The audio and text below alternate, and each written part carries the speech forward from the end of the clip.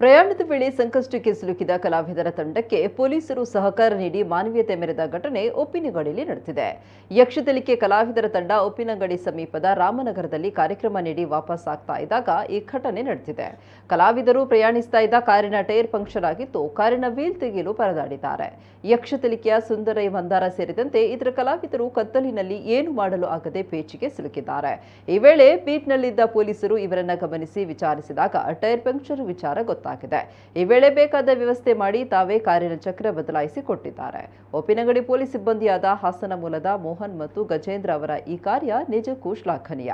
ಪೊಲೀಸರ ಈ ಸಹಕಾರಕ್ಕೆ ಯಕ್ಷತೆಲಿಕೆ ತಂಡ ಪೊಲೀಸ್ ಸಿಬ್ಬಂದಿಗೆ ಧನ್ಯವಾದ ಸಮರ್ಪಿಸಿದ್ದಾರೆ.